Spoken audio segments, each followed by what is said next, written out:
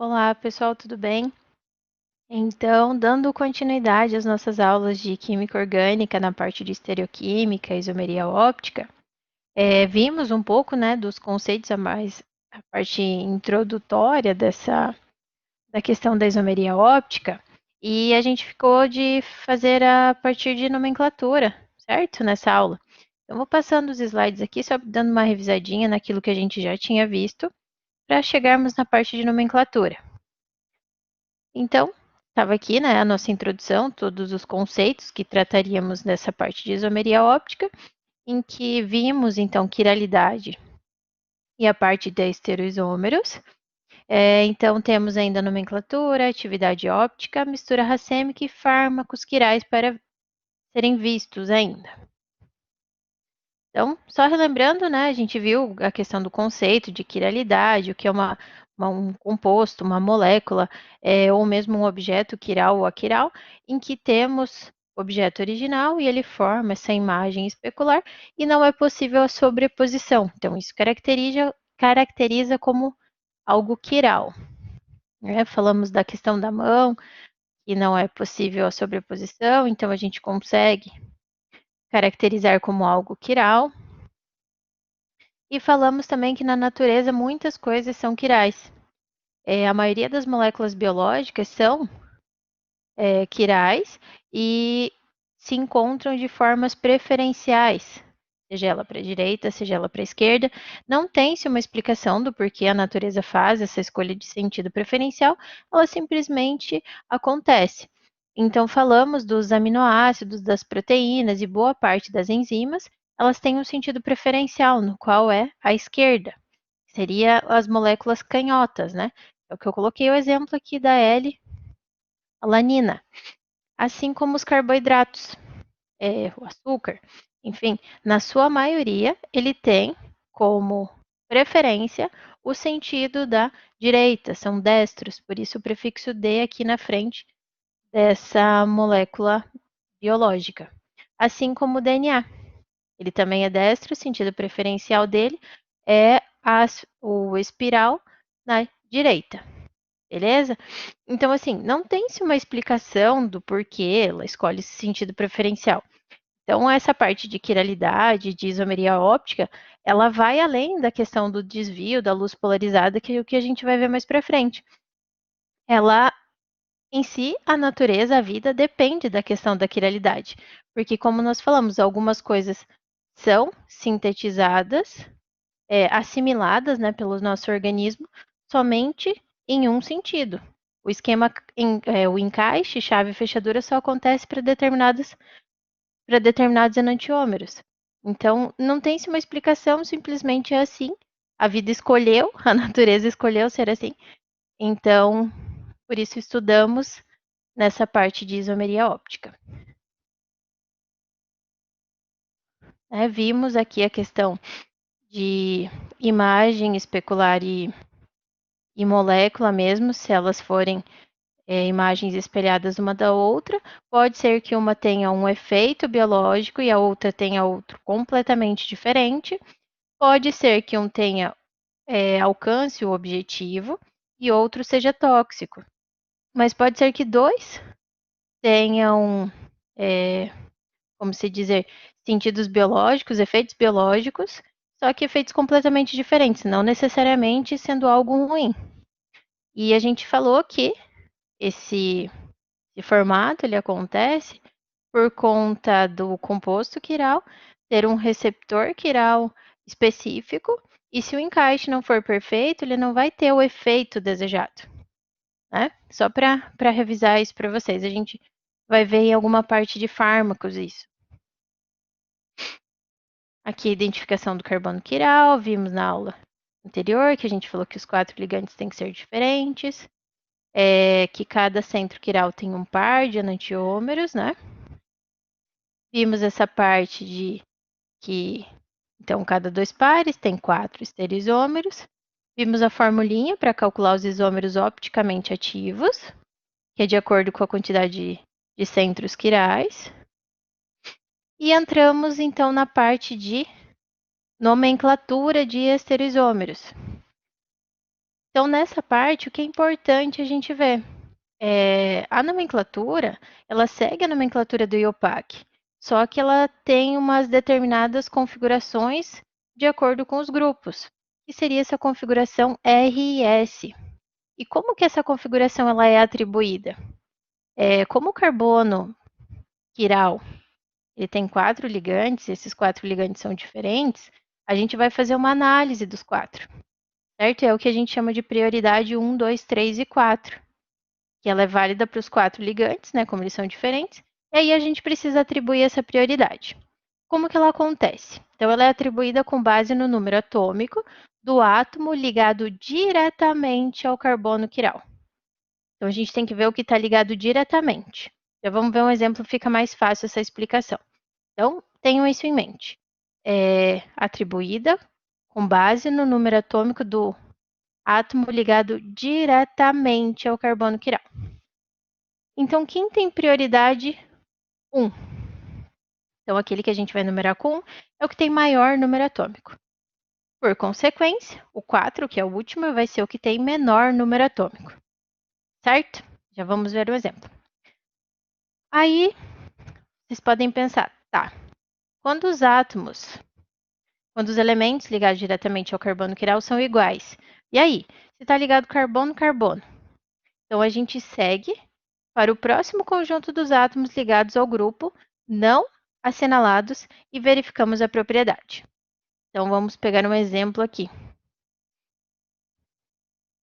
Fica mais fácil.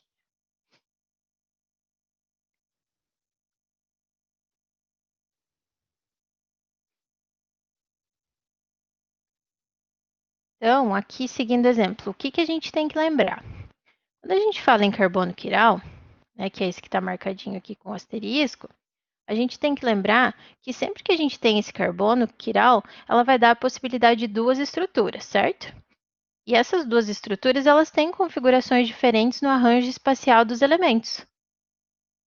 Porque eles são diferentes. Então, a questão do arranjo espacial, a gente pensa na configuração 3D do tetraédrico. Quem vai estar atrás, quem vai estar no plano e quem vai estar à frente. Então, é isso que vocês precisam ter em mente, que tem-se a possibilidade das duas estruturas, e essas duas estruturas também têm configurações diferentes, certo? Então, para cada centro quiral, a gente tem esse par de enantiômero por conta da sua imagem espelhada. Então, a gente usa essa padronização RS, que nem eu falei para vocês ali, de acordo com a prioridade. Então, na prioridade, a gente falou que o que leva número 1 é aquele que tem maior número atômico.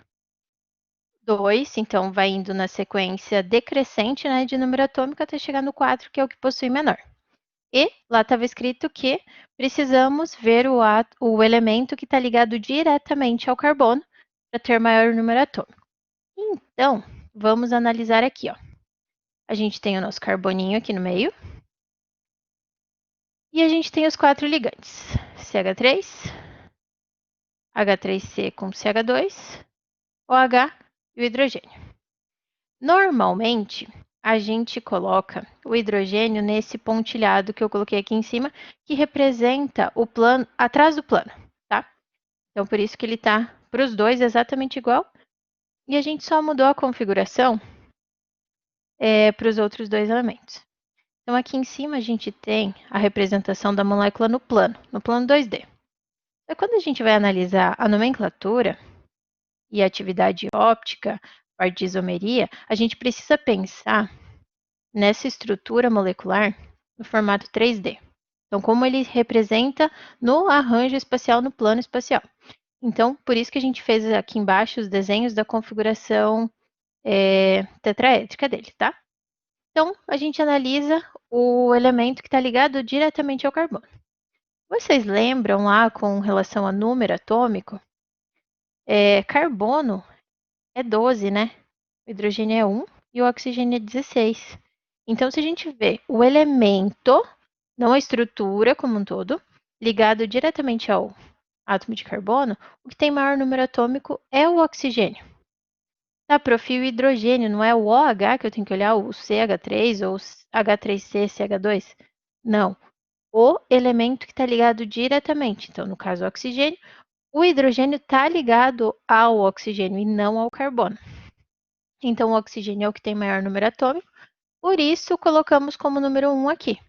Tanto para esse primeiro enantiômero, quanto para o segundo aqui, né? Já que a gente sempre forma duas estruturas. Então, tá aqui o número 1, tá aqui o número 1. Beleza? Em que um é a imagem espelhada do outro.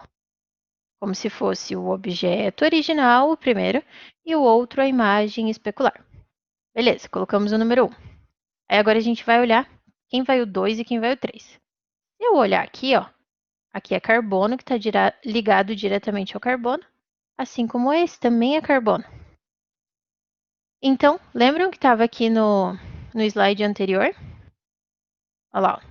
Quando os elementos, aqui na última linha, quando os elementos ligados diretamente ao átomo de carbono quirais são iguais, seguimos para o próximo conjunto de átomos ligados ao grupo. Então, se formos analisar aqui, ó, aqui é carbono e aqui também é carbono. Então, eu vou olhar o que está na sequência. Aqui eu tenho H3 e aqui eu tenho toda a estrutura do H2 e do CH3. Então, esse aqui, ele é muito maior, certo? Ele sendo muito maior, ele tem maior número atômico. Então, por isso, leva-se o número 2, assim como a sua imagem especular aqui levou o número 2. Por consequência, esse aqui de cima vai ser o 3, certo? Então, temos a imagem 1, 2, 3. Assim como a sua imagem especular, 1, 2 e 3. Se a gente analisar os dois enantiômeros, ele gira no sentido horário, que é esse primeiro aqui, seria o objeto.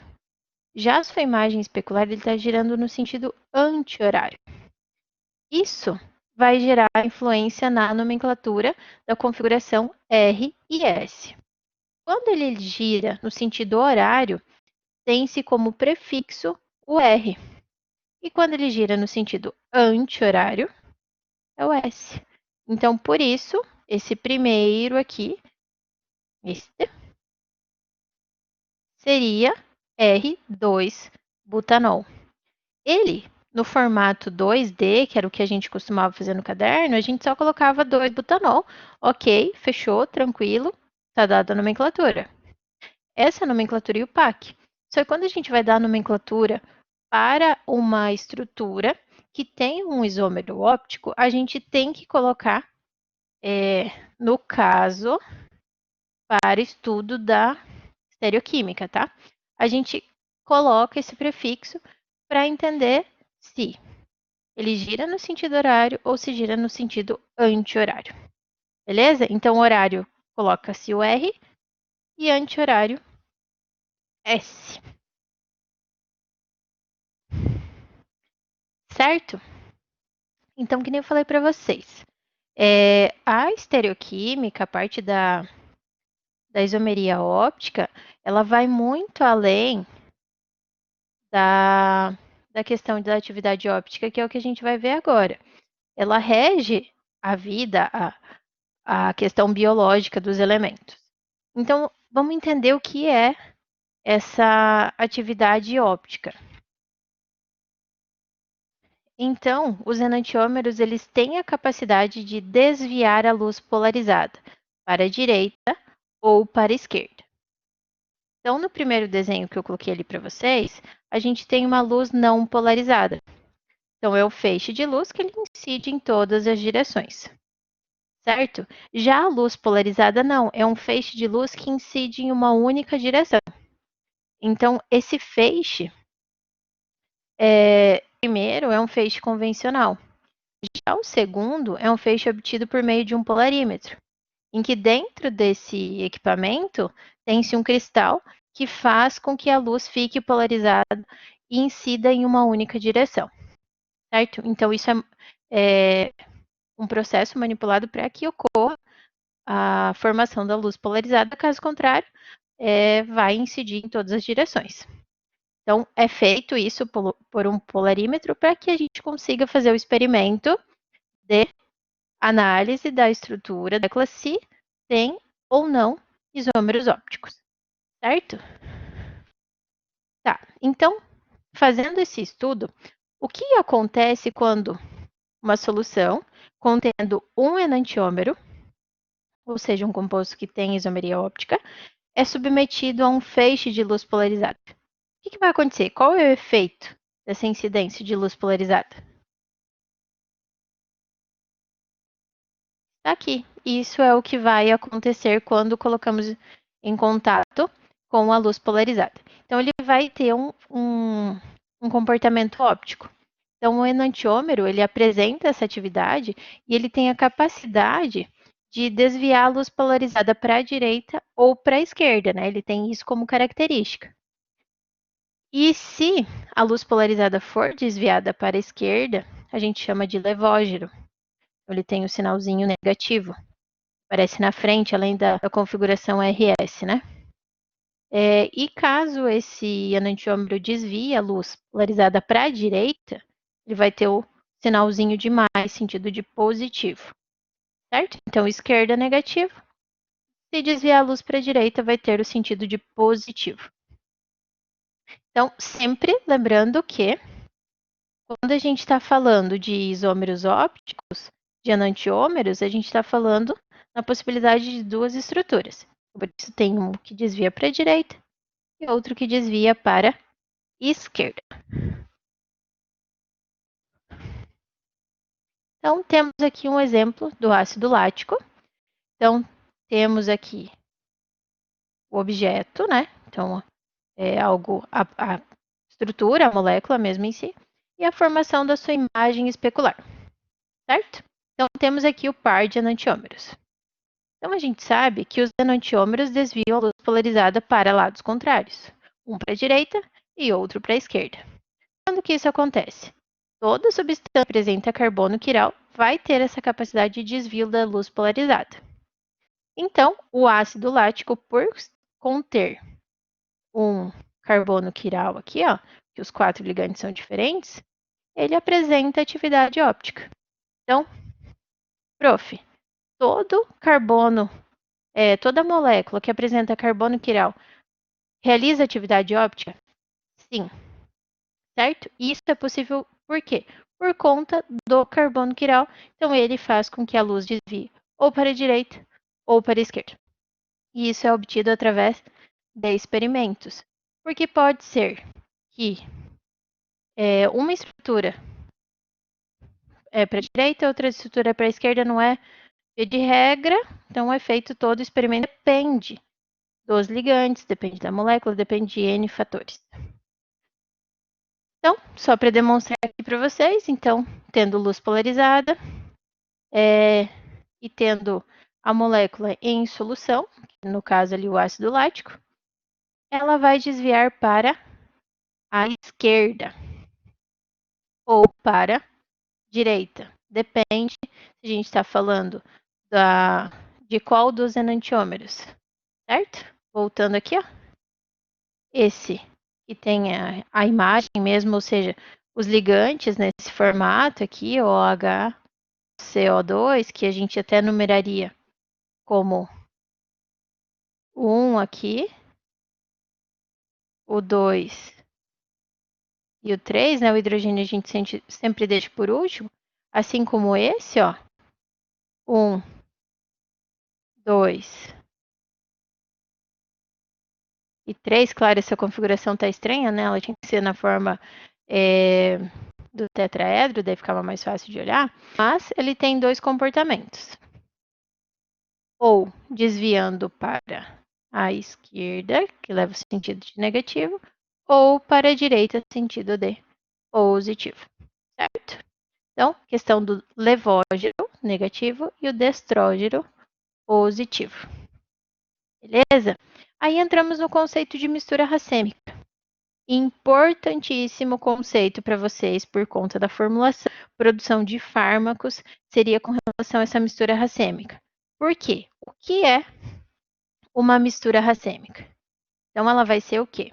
Quando apresenta quantidades iguais de enantiômeros.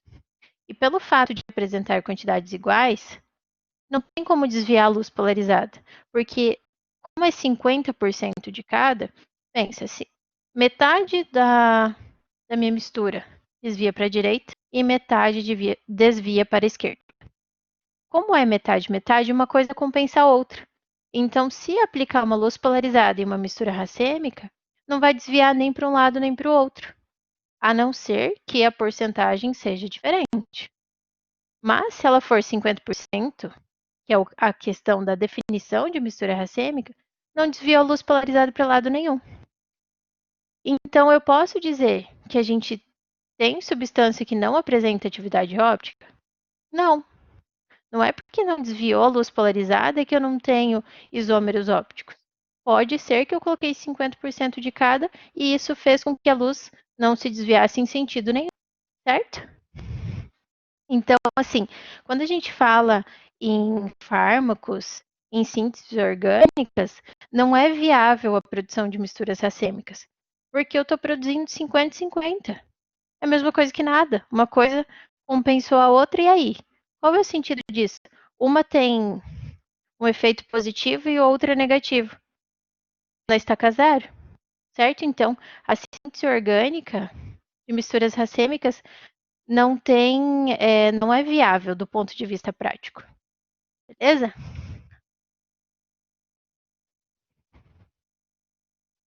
Então, ainda falando sobre misturas racêmicas, falei várias coisas ali, só recapitulando com vocês. Então, quando uma luz polarizada atravessa uma mistura racêmica, ela não sofre desvio para lado nenhum. Isso porque o desvio que a molécula de estrógena provoca é compensado ou anulado pelo desvio feito pela molécula levógena. Tá errado ali. Então, o destrógeno compensa o levógeno, tá? Pois a prof arruma isso aqui para vocês.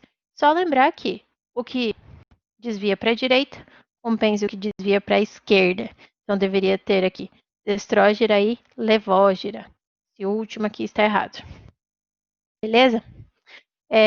Então, como não há desvio da luz polarizada, a mistura racêmica é denominada como isômero opticamente inativo, mesmo sendo formada por isômeros opticamente ativos, mas um anula o efeito do outro. Como que a gente calcula isso? A gente pega a quantidade de isômeros opticamente ativos, que a gente aprendeu a calcular lá, que era o 2 elevado a n, e divide por 2. Então, se eu tenho 2 isômeros opticamente ativos, eu teria a possibilidade de uma mistura racêmica. Mas pensa um composto grande, que tem vários carbonos quirais. Isso faz com que haja vários isômeros opticamente ativos, por consequência, várias misturas racêmicas. Então, acaba sendo um problema isso. Que já que a gente viu que uma mistura racêmica, do ponto de vista parte farmacológica, não é viável, então quanto mais misturas racêmicas a gente tiver, pior vai ser. Porque é difícil a gente fazer essa separação. Beleza?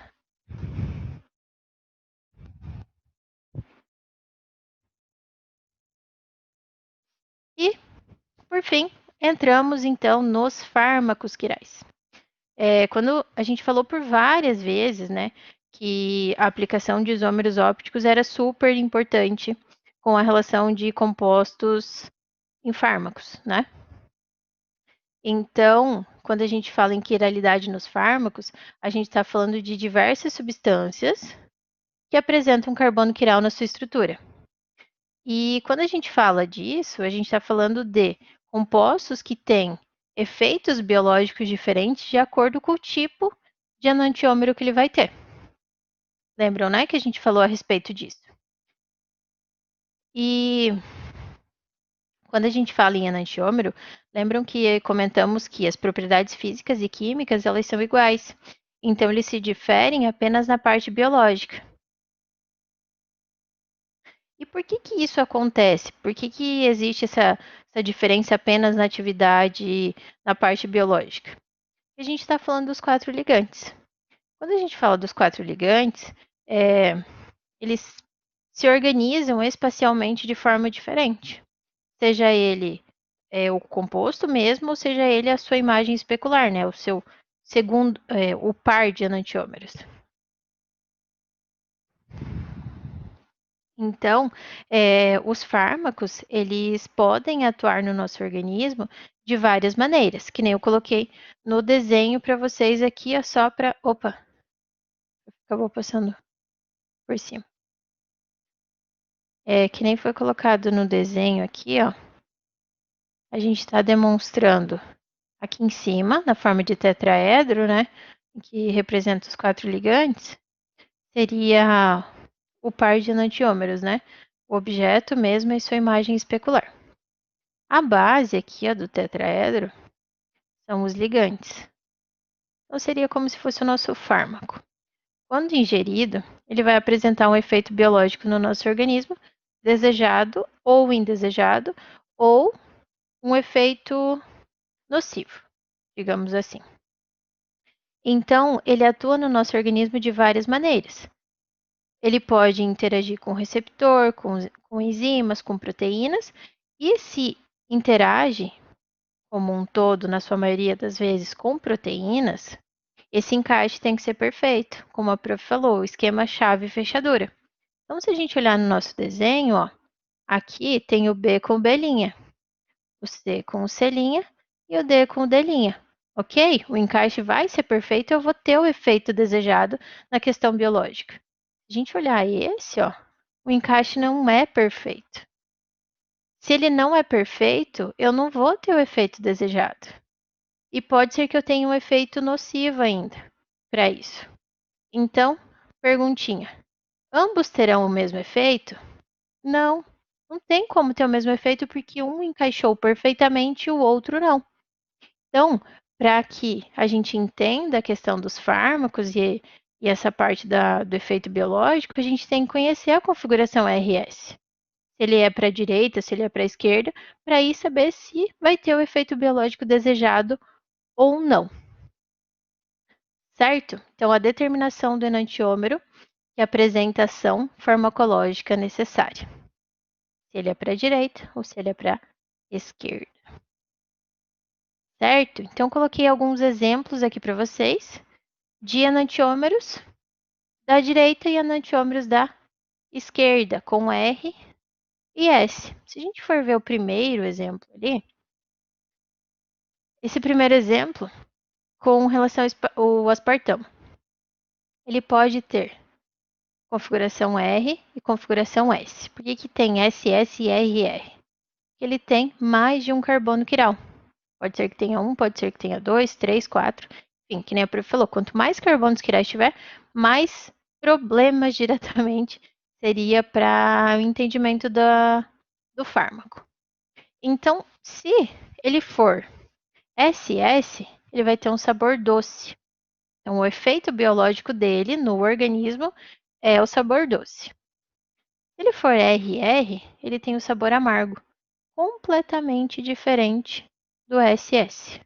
Então, o efeito biológico dele também é diferente, porque o SS tem o encaixe perfeito do organismo para o receptor doce. Já o amargo não tem o encaixe perfeito para aquele mesmo receptor, então ele tem um efeito diferente, certo? Então, o efeito biológico não é o mesmo, talvez não seja o desejado. Então, não dá para usar ele como um adoçante, por exemplo. A ideia do adoçante é que ele tenha a questão do adoçar. Vou usar algo amargo? Não, não faria sentido, certo? Assim como a ketamina. Ela pode ser S, como pode ser R. Se a gente olhar aqui, o S tem efeito analgésico. Já o R tem efeito alucinógeno, completamente diferente, por conta de efeito biológico, esquema chave-fechadura não tem-se um encaixe perfeito. Então, tem efeitos biológicos diferentes. Assim como a talidomida, R ou S, que vocês até mandaram para mim quando a gente fez o estudo dos artigos, né? E vocês colocaram isso, que era um fármaco, ele é... Ai, agora eu não vou me recordar a data bem certinho para falar para vocês, mas ele era utilizado no tratamento de gestantes, né? Em que a questão era dos enjoos.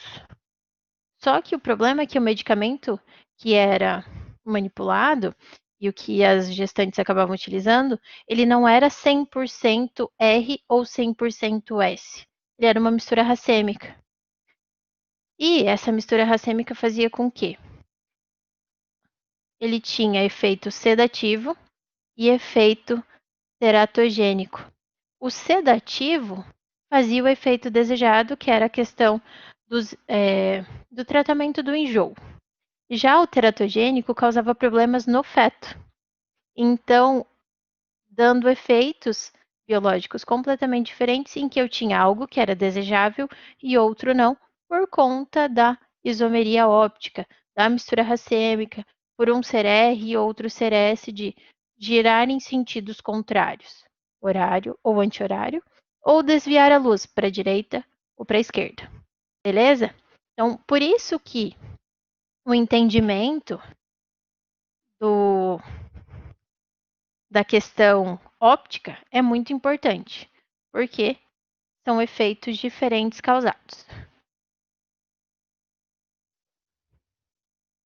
Então, quando a gente fala em síntese, em produção de fármacos, a gente tem que ter certos cuidados durante a síntese.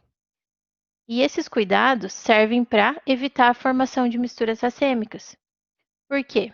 Nem sempre tudo que está sendo produzido é desejado, que é o caso que a gente falou aqui da talidomida, certo? Que era uma mistura racêmica. Então, o efeito não era 100% desejado, porque produzia algo que não fazia o efeito correto, o desejado, e sim causava problemas gigantescos em quem ingeria. Então, quando a gente fala em síntese de fármacos, a gente tem que pensar numa rota de síntese seletiva, em que ela vai formar apenas um enantiômero e não uma mistura racêmica. Por quê? Quando se fala em mistura racêmica, vai ser difícil separar os constituintes, os enantiômeros. Por que é difícil separar? A gente já falou lá que as propriedades físicas e químicas são semelhantes, então fica difícil essa separação, essa purificação do composto formado. Então, quando estudamos as reações orgânicas, a gente tem que entender o mecanismo da reação. Quando a gente fala em mecanismo, a gente estava falando em caminho da reação, como que ela se procede passo a passo.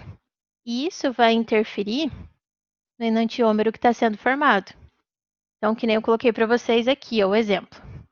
As reações orgânicas formam apenas um enantiômero. Isso quando a gente faz um estudo e um cuidado sobre o mecanismo da reação, o caminho como ele se procede. Beleza? Então, coloquei um exemplo aqui para vocês, ó, que temos a matéria-prima. Essa matéria-prima pode formar o naproceno S ou o naproceno R, em que o S é a sua forma bioativa, ele tem o efeito biológico desejado. E o R, ela tem a forma inativa. Então, pensa, se eu formar isso aqui, a minha produção, gerar esse fármaco, essa mistura racêmica, eu vou formar 50% de cada. Isso é indesejado para mim, não compensa. Por quê? Só 50% tem efeito biológico. Os outros 50% não. Certo? Então, só 50% dele vai agir na forma de fármaco para inflamação.